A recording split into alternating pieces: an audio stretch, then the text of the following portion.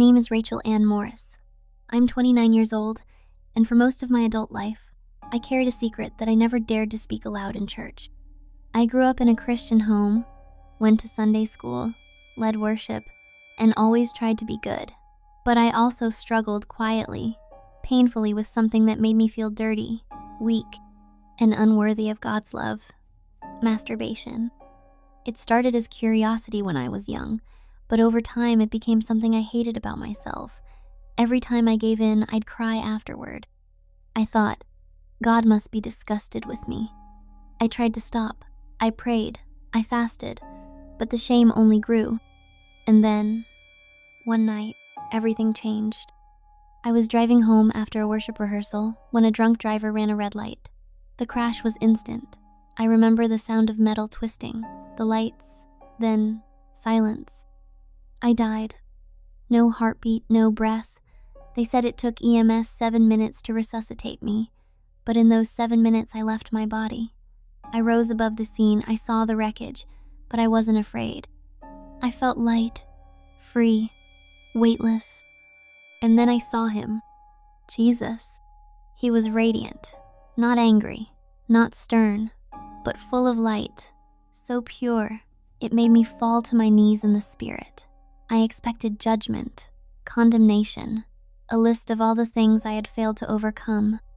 But instead, he reached out his hand and lifted me up.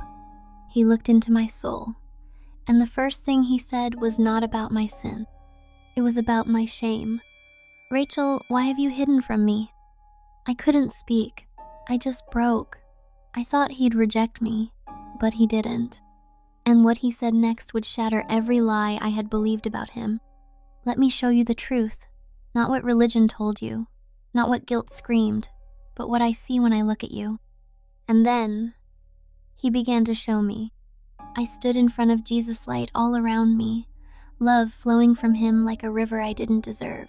I was still trembling inside, waiting for him to bring it up, the thing I hated most about myself. The private struggle. The one word I never dared say aloud in church: masturbation. But he didn't recoil. He didn't flinch. He looked straight into the places I had buried under layers of guilt, fake smiles, and whispered prayers of self-hate. And he said something I never expected. You were never disgusting to me. I broke.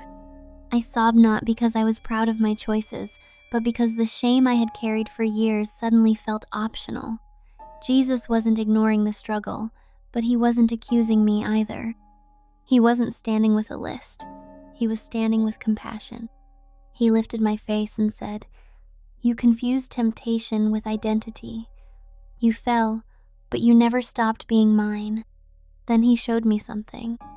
It was like a living memory moments when I had wept alone after giving in, begging God to forgive me, thinking I was unworthy of worship, unfit to lead, too broken to be pure.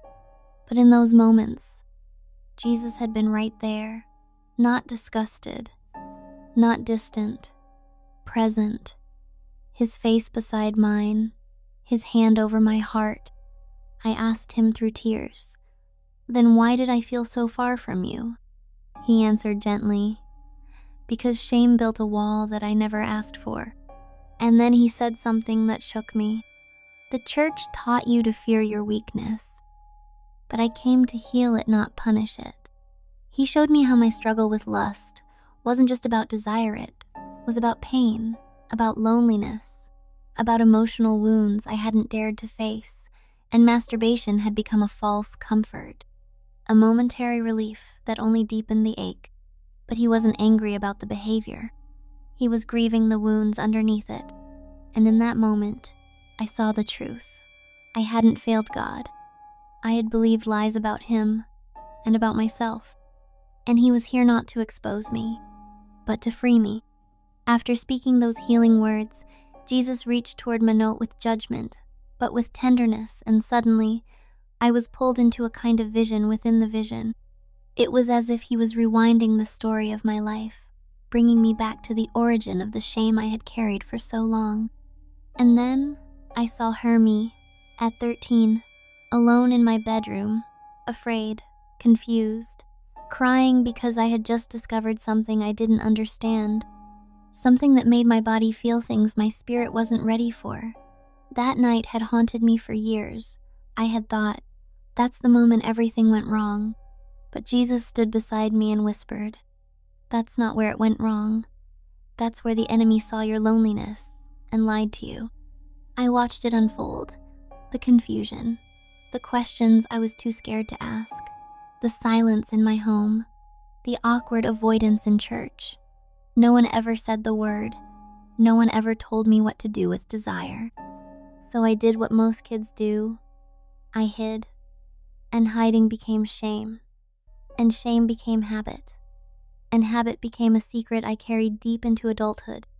Jesus said, the world taught you to follow your urges. Religion taught you to be ashamed of them. I came to redeem them. Then I saw something else moments when I was hurt emotionally, rejected by people I trusted, left out, belittled, and each time I sought comfort. And over the years, that comfort often came through self-pleasure. Not because I was addicted to lust, but because I was aching for connection, for affirmation, for love. And Jesus said something that shattered me. You weren't searching for pleasure, you were searching for me. He wasn't angry that I had fallen. He was brokenhearted that I didn't know where to turn. That the place I most needed healing was the place I most feared bringing to him. I turned to him and said, then why didn't you stop me? And he replied, because I don't force love. I wait to be invited. And now, you're finally letting me in. I wept. I had always thought God was distant when I struggled. But now I realized he had been weeping with me the whole time. I looked at Jesus, tears still wet on my face, and finally asked the question I had carried for half my life, too afraid to speak it, too ashamed to even form the words in prayer. Is it a sin, Lord? Is masturbation evil? He didn't shout. He didn't flinch. He simply looked into me with those eyes that see everything and still love without limit.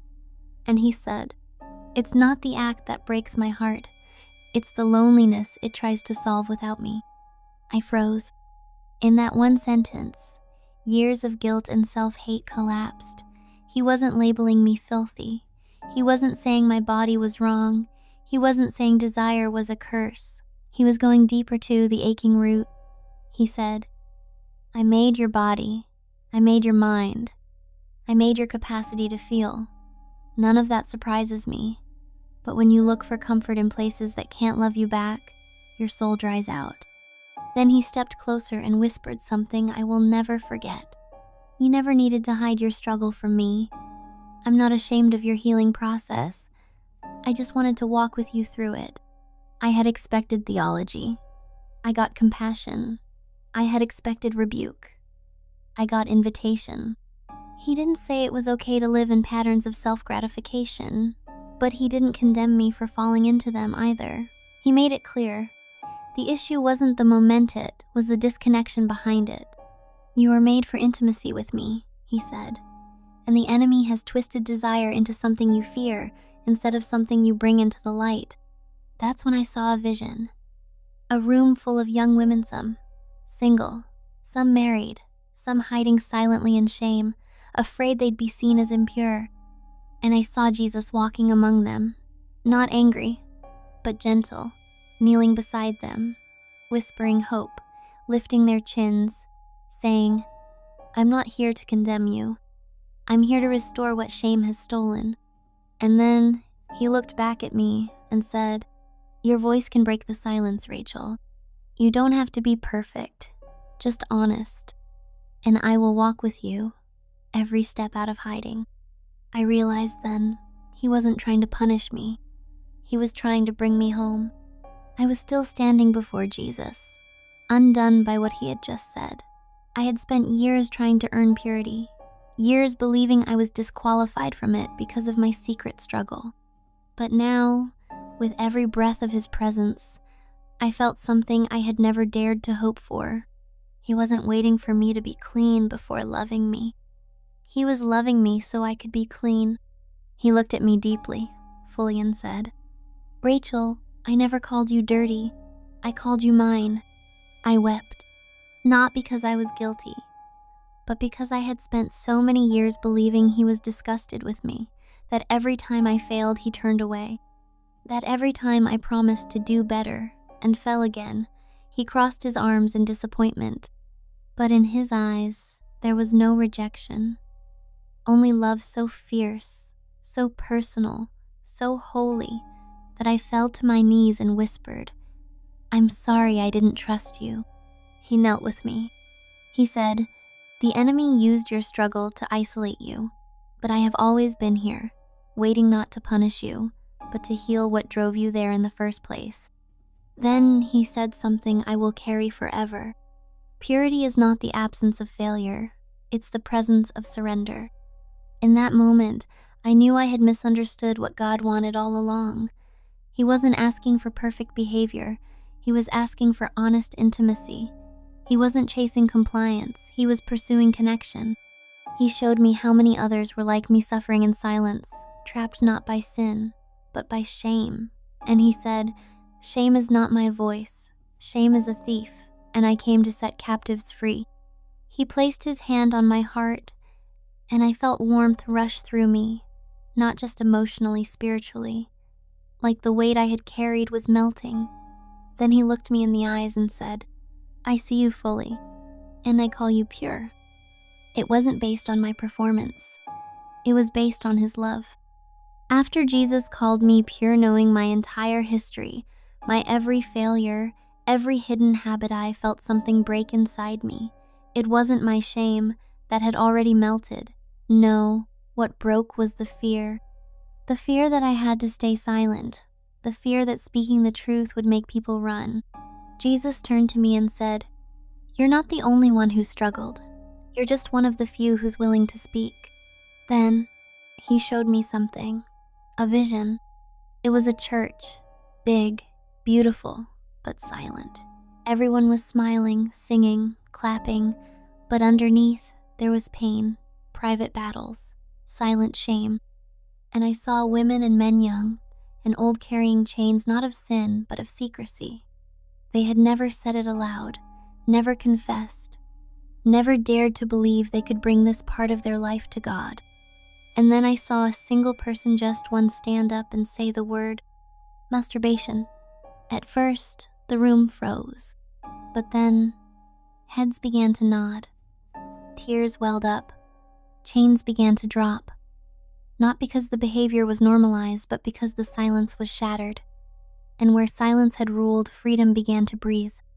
Jesus looked at me again and said, "The enemy doesn't fear morality, he fears vulnerability. Because when my children finally speak, shame has no place to hide." He showed me people who had battled for years, thinking they were alone until someone else had the courage to bring it into the light. And in that moment, healing spread like wildfire. I asked him, "But what if they misunderstand? What if people think I'm saying it's okay?" And he smiled. "Truth doesn't need your protection. It needs your testimony." He reminded me, this wasn't about condoning sin. It was about rescuing hearts trapped in guilt. And the only way out was honesty in the presence of grace. I felt a new kind of fire rising in me, not guilt, not anxiety, but purpose. He was calling me not just to heal, but to help others heal, too. After everything he showed me, his love, his compassion, his truth, I knew I couldn't stay. Not in that light. Not yet. Jesus looked at me with the kind of love that makes you long for eternity, and gently said, "Rachel, you have to go back. There are still so many living in silence. You are their voice until they find their own." And just like that, I was falling back through light, through time, through pain. I gasped awake in the hospital. Tubes, beeping, blurry faces, my chest burned, my head spun. But the moment I could speak, I whispered, "He doesn't hate me. He never did." Everyone looked confused. The doctors thought it was the medication. But I knew. I had died and I had met truth himself. And now I was alive again, with a mission. In the weeks that followed, I battled with fear. How could I talk about this? How could I say the word, much less tell the world that Jesus met me in the middle of my shame and didn't condemn me? That he called me pure, seen, loved? But I couldn't stay quiet, so I shared my story. First, with my closest friend, who broke down and said, "I've been battling the same thing for 10 years. Then with my small group, where 3 women confessed, in tears, that they thought they were alone in their struggle. Then, online. I didn't share it for attention. I shared it because I knew the enemy was silencing thousands with shame. And if my voice could break that silence, even for one, it was worth it." The backlash came. Yes, some people said I was excusing sin. Others said I was too soft.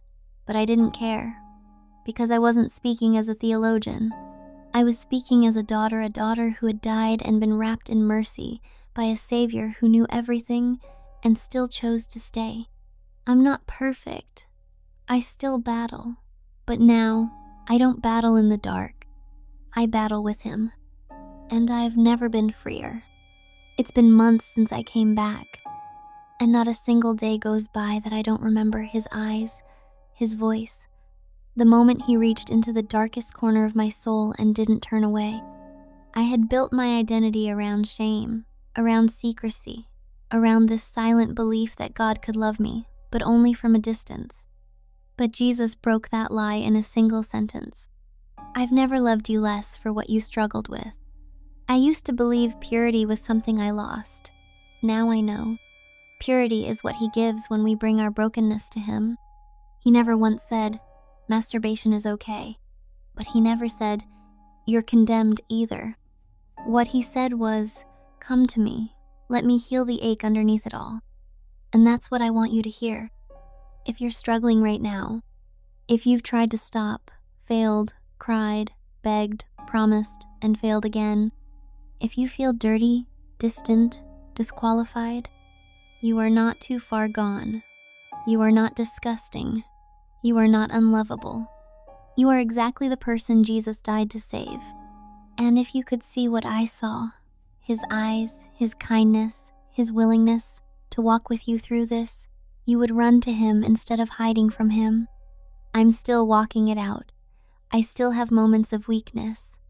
But now, I walk with him. I talk to him even in the middle of temptation. I no longer hide my mess, because I know he's not afraid of it. In fact, he's most present in the places we think we should run from him. So here it is what Jesus showed me, what he told me to say. You're not too broken. You're not too late. You're not too messed up. He's not mad at you. He misses you. Let him in not when you're clean. Let him in so he can clean you. And watch what happens when shame loses its grip and grace finally gets the last word.